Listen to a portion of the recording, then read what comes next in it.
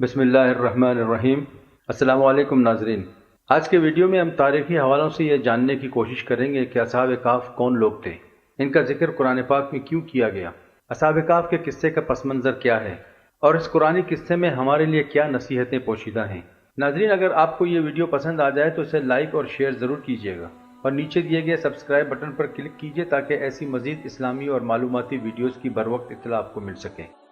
अल्लाह पाक ने कुरान पाक के 18वें सूरतुल काफ जो कि मक्कतुल मुकर्रमा में नाजिल हुई है, इसमें असहाब काफ का किस्सा बयान फरमाया है। असहाब काफ के इस किस्से को कुरान पाक में बयान करने की वजह और उसका पस मंज़र ये था कि मुशरिकीन मक्का आप सल्लल्लाहु अलैहि वसल्लम के बारे में बदगुमानी पैदा करने और आप सल्लल्लाहु अलैहि वसल्लम को नाउज़ बिल्लाह झूठा साबित करने के बहाने और तरीके ढूंढते रहते थे कि किसी तरह आप सल्लल्लाहु अलैहि वसल्लम को नाउज़ बिल्लाह साहिर और झूठा साबित कर सकें। इसी सिलसिले में मुशरिकीन मक्का ने अपना एक वफ्द जिसमें नज़र बिन हारिस और उक़बा बिन अबू मुहीत को मदीने में यहूदी आलिमों के पास भेजा कि वो अहले किताब हैं और उनके पास आसमानी किताबों और अगले अंबिया का इल्म है। उन्हें मोहम्मद सल्लल्लाहु अलैहि वसल्लम के बारे में बताया जाए और उनसे राय ली जाए कि मोहम्मद सल्लल्लाहु अलैहि वसल्लम के इस दावे नबूवत के बारे में वो क्या राय रखते हैं। ये दोनों शख्स मदीना जाकर वहाँ के यहूदी आलिमों से मिले और आप सल्लल्लाहु अलैहि वसल्लम के तमाम हालात और औसाफ बयान कर दिए और उनसे पूछा कि आप लोग अहले किताब हैं, आप बताएं कि मोहम्मद सल्लल्लाहु अलैहि वसल्लम के बारे में आप लोगों की क्या राय है। उन्होंने कहा, देखो हम तुम्हें एक फैसला कुन बात बताते हैं कि तुम जाकर उनसे 3 सवालात करो, अगर वो जवाबात दे दें तो उनके सच्चे होने में कोई शक नहीं है कि बेशक वो अल्लाह के नबी और रसूल हैं और उनके पास इल्म गैब जानने का कोई जरिया और सबब मौजूद है, और अगर वो जवाब ना दे सकें तो उनके झूठे होने में कोई शक नहीं है, और फिर तुम लोग जो मामला उनके साथ करना चाहो कर लो। गोया इन सवालात के पूछने से उनका असल मकसद आप सल्लल्लाहु अलैहि वसल्लम की नबूवत का इम्तिहान लेना था। यहूदी उलमा ने कहा कि उनसे पूछो कि अगले ज़माने में जो गार वाले नौजवान गुजरे हैं उनका वाक़या क्या है, क्योंकि वो एक बहुत ही अजीब व गरीब वाक़या था, और उस शख्स के बारे में दरियाफ्त करें जिसने तमाम रूए ज़मीन का चक्कर लगाया था और मशरिक़ से मगरिब तक हो आया था, और उनसे रूह और उसकी माहियत के बारे में सवाल करें कि रूह क्या है। अगर वो इन सवालात के जवाबात बता दें तो उसे सच्चा नबी और रसूल मानकर उसकी इत्तिबा करो, अगर ना बता सकें तो वो शख्स झूठा है, फिर आप लोग जो मामला उसके साथ करना चाहो कर लो। ये दोनों वहाँ से वापस आए और अपने साथियों से कहा कि हम लोग इंतहाई फैसले की बात लेकर आए हैं, अब चलो मोहम्मद इब्न अब्दुल्लाह के पास उनसे ये सवालात करते हैं। चुनांचे ये लोग आप सल्लल्लाहु अलैहि वसल्लम के पास आए और तीनों सवालात आप सल्लल्लाहु अलैहि वसल्लम के सामने रख दिए। आप सल्लल्लाहु अलैहि वसल्लम ने फरमाया कि ठीक है, कल आ जाओ, मैं तुम्हें इनके जवाब दे दूंगा, क्योंकि आप सल्लल्लाहु अलैहि वसल्लम ने ख्याल किया कि जिब्राइल अलैहिस्सलाम तो आप सल्लल्लाहु अलैहि वसल्लम के पास आते ही रहते हैं और आप सल्लल्लाहु अलैहि वसल्लम उनसे पूछकर इन मुशरिकीन को जवाब दे देंगे, या अल्लाह रब्बुल इज़्ज़त खुद ही वही के जरिए इस सिलसिले में आपकी रहनुमाई फरमाएंगे। लेकिन इंशाअल्लाह कहना भूल गए। 15 दिन गुजर गए लेकिन वही नहीं आई और न ही अल्लाह ताला की तरफ से इन बातों का कोई जवाब मालूम हो सका। मुशरिकीन मक्का जोश में आ गए और कहने लगे कि लीजिए साहब, एक दिन का वादा किया था, आज 15 दिन हो गए हैं लेकिन वो इन सवालों के जवाब नहीं बता सके। आप सल्लल्लाहु अलैहि वसल्लम को दोहरा गम सताने लगा, एक तो मुशरिकीन के सवालात के जवाब न मिलने का और दूसरा गुज़िश्ता 15 दिनों से वही के न आने का। फिर हज़रत जिब्राइल अलैहिस्सलाम तशरीफ़ लाए और सूरतुल काफ की आयत नाजिल हुई और इसी सूरा में किसी काम को करने के लिए इब्तिदा में इंशाअल्लाह कहने की हिदायत भी की गई और तीनों सवालों के जवाबात दिए गए, और न सिर्फ इन सवालों के जवाबात दिए गए बल्कि इसके साथ साथ बहुत सारे दीगर उमूर की भी वजाहत कर दी गई जो इंसानी हिदायत के लिए निहायत ज़रूरी थे। असहाब काफ के बारे में मुख्तलिफ रवायतें किताबों में मौजूद हैं। कुछ रावी लिखते हैं कि यह हज़रत ईसा अलैहिस्सलाम के ज़माने से पहले का वाक़या है और उसकी ये दलील है कि ये लोग यानी असहाब काफ अगर हज़रत ईसा अलैहिस्सलाम के दीन पर होते तो यहूदी इस कदर तवज्जो से उनके हालात मालूम न करते और ना ही मालूम करने की हिदायत करते, क्योंकि यहूदी उलमा ने जो सवालात पूछने के लिए कहे थे इसका मतलब यह है कि उन्हें इन वाक़यात का पहले से इल्म था या उनकी किताबों में ये वाक़यात मौजूद थे, और चूँकि उनकी किताब नसरानियत से पहले की है लिहाजा यह वाक़या भी हज़रत ईसा अलैहिस्सलाम से पहले का वाक़या है, वल्लाहु आलम। लेकिन दीगर आम रिवायात, कुतुब तफासिर और कुरान करीम के इशारों के मुताबिक ये 7 नौजवान थे, तौहीद परस्त थे और ईसाई मजहब से ताल्लुक़ रखते थे, जबकि इनके माशरे में हर तरफ शिरक और बुतपरस्ती का दौर दौरा था। इन अय्याम में ईसाइयों का अकीदा तस्लीस ताहुनूज़ वज़ा नहीं हुआ था, ये अकीदा मुद्दतों बाद 34 सदी ईस्वी में राइज हुआ, लिहाजा इन अय्याम में ईसाई भी तौहीद परस्त ही होते थे। ये लोग यानी असहाब कहफ रूमी बादशाह दकियानूस के दौर में रूमी सरदार और दीगर साहिब हैसियत रूमियों की औलादें थीं जो बुतपरस्ती को लग़्व और बातिल चीज़ समझते थे और सिर्फ एक अल्लाह को मानते थे कि जो ज़मीन और आसमान का खालिक व मालिक है। ये चंद रूमी नौजवान थे जो दीन हक की तरफ माइल हुए और हिदायत पर आ गए थे, जो रब की वहदानियत को मानते थे, उसकी तौहीद के कायल और मोहिद थे اور روز بروز اپنے ایمان و ہدایت میں بڑھ رہے تھے۔ جب انہوں نے اپنی قوم کو بت پرستی اور شرک میں مبتلا دیکھا تو ان سے بیزاری ظاہر کر کے ان سے الگ ہو گئے۔ انہیں اپنی قوم کی بت پرستانہ رسمیں ایک آنکھ نہیں بھاتی تھی، اور انہوں نے اپنے گھر والوں کو بھی بت پرستی اور مشرکانہ رسموں کو چھوڑنے کی دعوت دی تھی۔ لیکن رومی بادشاہ دقیانوس انتہائی سخت بت پرست تھے اور اس کے خوف سے کوئی کچھ نہیں کر سکتا تھا۔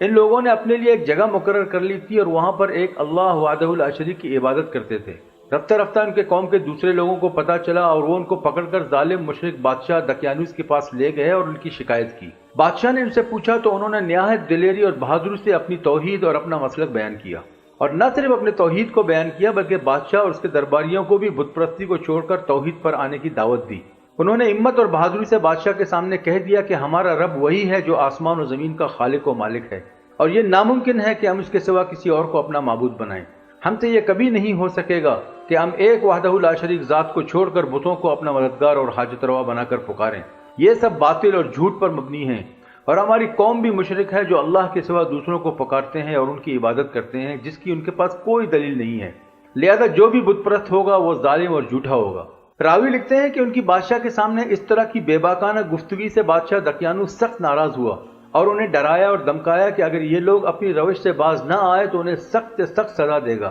لیکن ان کے دل مضبوط ہو گئے تھے اور انہیں یہ بھی یقین ہو گیا تھا کہ یہاں رہ کر اپنی توحید پر قائم نہیں رہ سکیں گے، اس لیے انہوں نے اپنے گھر والوں اور رشتہ داروں اور وطن کو چھوڑ کر کہیں دور جانے کا پختہ ارادہ کر لیا تاکہ اپنے توحید پر قائم رہ سکیں۔ جب ان لوگوں نے اس بات کا فیصلہ کر لیا تو رب کی رحمت ان پر نازل ہوئی اور فرما دیا گیا کہ جب تم ان کے دین سے الگ ہو گئے ہو تو بہتر ہے جسموں سے بھی ان سے جدا ہو جاؤ اور کسی غار میں جا کر پناہ لے لو،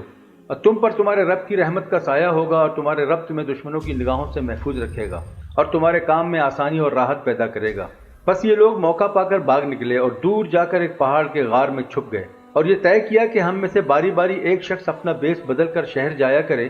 وہاں سے کچھ کھانے کو بھی لے آئے اور اپنے متعلق لوگوں کی چمگوئیاں بھی سنائے اور موجودہ صورتحال سے باقی ساتھیوں کو مطلع کرتا رہے، اور ساتھ ہی ساتھ وہ اللہ تعالیٰ سے دعا بھی کرتے رہے کہ ہمیں اس معاملے میں ثابت قدم رکھ اور ہم پر اپنی رحمتیں نازل فرما اور ہماری صحیح رہنمائی فرما۔ یہ لوگ غار میں داخل تو اس نیت سے ہوئے تھے کہ گاہے گاہے ان میں سے ایک شخص بیس بدل کر شہر جا کر کھانے پینے کی چیزیں لایا کرے گا اور یہ معلوم کرے گا کہ اب ان کے متعلق لوگوں میں کیا چرچا ہو رہا ہے اور حالات کس رخ پر جا رہے ہیں۔ مگر ہوا یہ کہ جب یہ لوگ اللہ تعالیٰ سے دعا کرتے ہوئے غار میں داخل ہوئے تو آرام کرنے کے لیے تھوڑی دیر کے لیے لیٹ گئے تو اللہ پاک نے ان پر ایک طویل مدت کے لیے نیند طاری کر دی اور ان کے کانوں پر یوں تھپکی دی جیسے ماں بچے کو تھپکی دے کر سلاتی ہے۔ چنانچہ وہ سالہ سال تک اسی طرح پڑے سوئے رہے، اور یہ ان کی دعا کی قبولیت کا نتیجہ تھا کہ اللہ تعالیٰ نے انہیں طویل مدت تک سلا کر ظالم و بت پرست بادشاہ کے ظلم و تشدد سے انہیں نجات دلائی۔ اسی حالت میں سوئے ہوئے انہیں صدیاں گزر گئیں، پھر جب اللہ رب العزت نے چاہا انہیں بیدار کر دیا۔ بیدار کرنے کے بعد ان کا آپس میں پہلا سوال یہ تھا کہ ہم کو اس حالت میں سوئے ہوئے کتنا عرصہ ہوا ہوگا۔ انہوں نے اس عرصے کو عام حالات پر قیاس کیا کہ انسان خواہ کتنا ہی تکا ماندہ ہو ایک دن سے زیادہ سو نہیں سکتا، اور عام حالات میں یہی کوئی 8-9 گھنٹے سو لیتا ہے۔ لہذا کسی نے کہا کہ ہم دن بھر سوئے رہے ہوں گے، اور کسی نے کہا کہ بس کوئی چند گھنٹے ہی سوئے ہوں گے۔ ایک نے کہا اللہ تعالیٰ ہی بہتر جانتا ہے کہ ہم کتنا سوئے۔ اب جو کرنے کا کام ہے وہ یہ ہے کہ ہمیں بھوک ستا رہی ہے، لہذا کھانا لانے کے لیے کسی کو شہر بھیجو جو صاف اور پاکیزہ یعنی حلال کھانا لے آئے، اور جو شخص بھی شہر جائے وہ بیس بدل کر جائے اور اس سکے کے بدلے میں جو بھی مل سکے وہ لے آئے، کسی سے کچھ نہ کہے اور نہ ہی کسی سے الجھے، کیونکہ اس طرح کرنے سے ممکن ہے کہ لوگوں کو ہمارے بارے میں پتہ چل جائے تو وہ ہمارے لیے کوئی نئی مصیبت کھڑی کر دیں گے اور پہلے کی طرح ہمیں بت پرستی پر مجبور کر دیں گے یا ہماری جان ہی لے لیں گے۔ جب کھانا لانے والا شہر پہنچا تو وہاں دنیا ہی بدل چکی تھی، لوگوں کے تہذیب و تمدن، لباس اور وضع و قطع میں نمایاں فرق واقع ہو چکا تھا، زبان میں بھی خاصا فرق پڑ چکا تھا، اور جب لوگوں نے اس نوجوان کو دیکھا تو سب اس کی طرف متوجہ ہو گئے، لیکن وہ ان سے گریز کرتا رہا۔ پھر جب اس نے کانا خریدتے وقت کئی صدیاں پہلے کا سکہ پیش کیا تو دکاندار اور اس کے آس پاس کے لوگ اس نوجوان کو مشکوک نگاہوں سے دیکھنے لگے۔ انہیں یہ شبہ ہوا کہ شاید اس شخص کو پرانے زمانے کا کوئی خزانہ مل گیا ہے، چنانچہ اسی شک و شبے کی بنا پر لوگوں نے اسے پکڑ کر حکام بالا کے سامنے پیش کر دیا، اور جب اس معاملے کی خبر بادشاہ کو ہوئی تو انہوں نے وہ پرانی تختی طلب کی جس پر چند نام درج تھے، اور جب نوجوان نے اپنا بیان دیا تو یہ معاملہ کھلا کہ یہ تو وہی مسیح کے پیروکار ہیں جو کئی صدیاں پیشتر یکدم روپوش ہو گئے تھے۔ یہ خبر آنن فانن ساری عیسائی آبادی میں پھیل گئی، जिस बात से वो लोग बचना चाहते थे अल्लाह रब्बुल इज्जत ने सब लोगों को उनके हाल से बाखबर कर दिया। फर्क ये था कि जब वो मफरूर और रुपोश हुए थे उस वक्त वो माशरा और हुकूमत के मुजरिम थे, लेकिन इस वक्त तो सबकी नज़रों में अपने ईमान पर साबित कदम रहने वाले और मोहतरम थे और औलिया अल्लाह समझे जाने लगे थे। लोगों ने इनसे गार में जाकर मुलाकात की या नहीं की, या इन लोगों ने गार से निकलकर लोगों को अलग सलग की या नहीं की, ये तफसीलात कहीं भी मज़कूर नहीं हैं।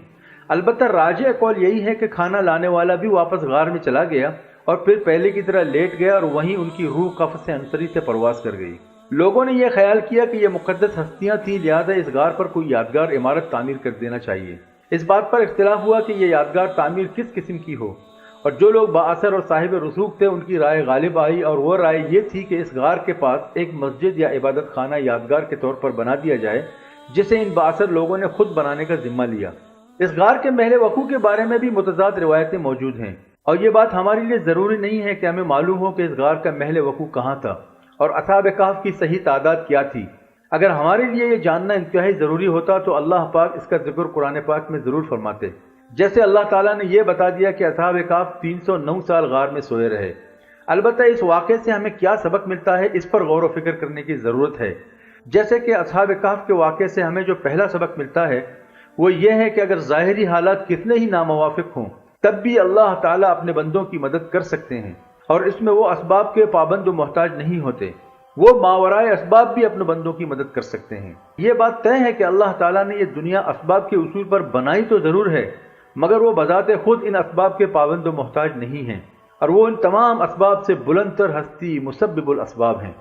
इस वाक़े से दूसरा सबक हमें यह मिलता है कि ये दुनिया की ज़िंदगी अल्लाह ताला के नज़दीक असल ज़िंदगी नहीं है, बल्कि असल ज़िंदगी मौत के बाद शुरू होगी, जब सारे मुर्दे दोबारा उठाए जाएंगे। असहाब कहफ का वाक़या इस बात पर यकीन करने के लिए एक सबूत है कि मौत के बाद दोबारा ज़िंदगी है। लिहाजा दुनिया के असबाब और उसकी रंगीनियों में खोकर खुदा और आखिरत को भूल जाने का रवैया कतई दुरुस्त नहीं, बल्कि हर मुश्किल को झेल कर खुदा पर भरोसा करके उसके पसंद की ज़िंदगी गुजारना ही असल मकसूद है। इस वाक़े का तीसरा सबक ये मिलता है कि असहाब कहफ से मुतल्लिक़ एक बहस ये भी शुरू हो गई थी कि इनकी तादाद कितनी थी। कोई 3, कोई 5, कोई 7 अफराद बताकर बहस में उलझे हुए थे। तो अल्लाह पाक ने अपने नबी करीम सल्लल्लाहु अलैहि वसल्लम को इस बहस में दिलचस्पी लेने से मना फरमा दिया, और ये भी फरमा दिया कि ये बात किसी और से भी पूछने की ज़रूरत नहीं। वजह यह है कि यह बहस इस लिहाज से बिल्कुल बेकार है कि इस पर किसी अमल की बुनियाद नहीं उठती, और जो बात या चीज़ आखिरत के एतबार से कोई फ़ायदा न दे तो उसमें खुद को उलझाकर अपना वक्त ज़ाया नहीं करना चाहिए। और इस वाक़े से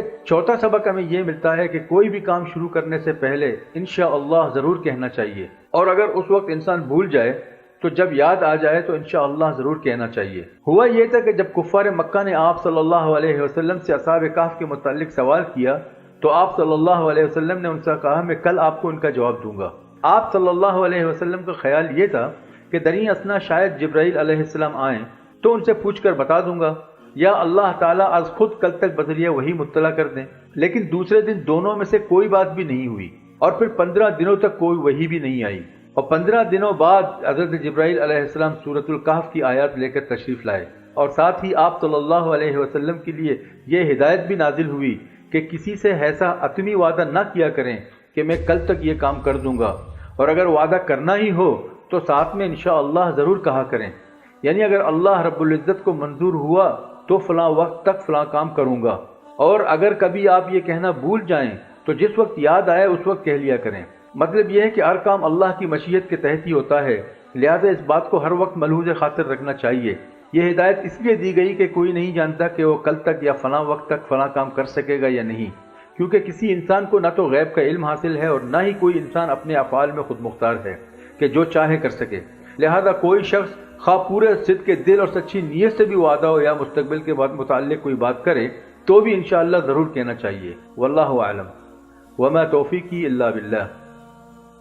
अगर आपको यह वीडियो पसंद आई तो इसे लाइक और सब्सक्राइब ज़रूर कीजिएगा। नाज़रीन, अगर आप इस तरह की किसी और इस्लामी या मालूमाती मौजू पर वीडियो देखना चाहते हैं तो हमें कमेंट्स में ज़रूर लिखिएगा। हम कोशिश करेंगे कि इन मौज़ूआत पर वीडियो तरतीब दें जो आप देखना चाहते हैं। अपना बहुत ख्याल रखिएगा। अल्लाह हाफ़िज़।